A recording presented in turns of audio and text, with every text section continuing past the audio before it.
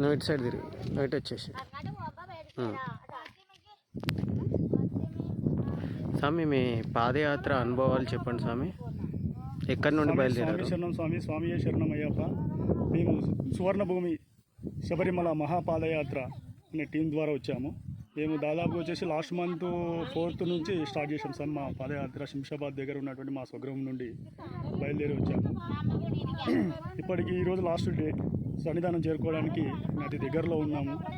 ఈరోజు ఆ అయ్యప్ప దర్శనం మాకు అయితే అంతకంటే భాగ్యం ఏం లేదు. మా పాదయాత్ర అనేది కూడా అంతా కూడా మా కష్టాలు ఇన్ని రోజులు మేము నడుచుకుంటూ వచ్చిందంతా కూడా మేము మర్చిపోతాం సార్.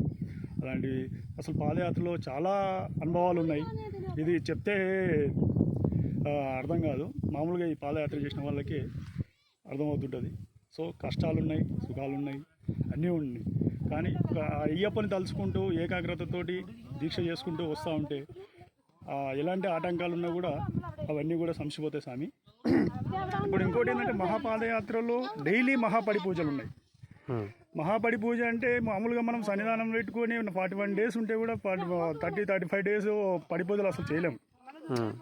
కానీ ఇక్కడ మాత్రం మా సువర్ణభూమి మహాపాదయాత్రలో మాత్రం డైలీ కూడా పడి పూజలు ఉంటాయి.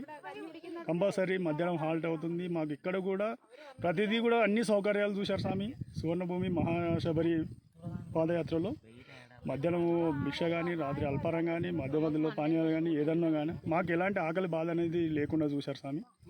సో మాకు చాలా అద్భుతంగా అనిపించింది. సో ఇదంతా కూడా గురుస్వాముల ఫలితమే. ఆ అయ్యప్ప అనుగ్రహం లేనిది ఈరోజు మేము కూడా ఇన్ని రోజులు పాదయాత్ర చేసుకుంటూ రాలేకపోతుంది. కానీ ఇంకోటి, ఈ పాదయాత్ర చేయడానికి చాలా సంకల్పం ఉండాలి. ఆ సంకల్పం అనేది లేకపోతే మాత్రం కూడా చాలా కష్టం. అంతేందుకు స్వామి ఇన్ని రోజులు నడుచుకుంటూ వస్తారు. కానీ నేను ఒక స్వామి దగ్గరకు వచ్చిన తర్వాత ఎన్నో ఆటంకాలు జరుగుతుంటాయి. సో అవన్నీ కూడా అది ఎంతో మన పెద్దలు మన తల్లిదండ్రులు చేసుకున్న పుణ్యమే. ఈరోజు మనం అయ్యప్ప స్వామికి ఇట్లా మహాపాదయాత్ర ద్వారా కాలినడకన అయ్యప్ప సన్నిధానం చేరుకోబోతున్నాము ఈరోజు. సో ఇంకా దర్శనం అయిపోయిందంటే ఇంతకంటే మహాభాగ్యం ఏం లేదు స్వామి. స్వామియే శరణం అయ్యప్ప, స్వామి శరణం స్వామి.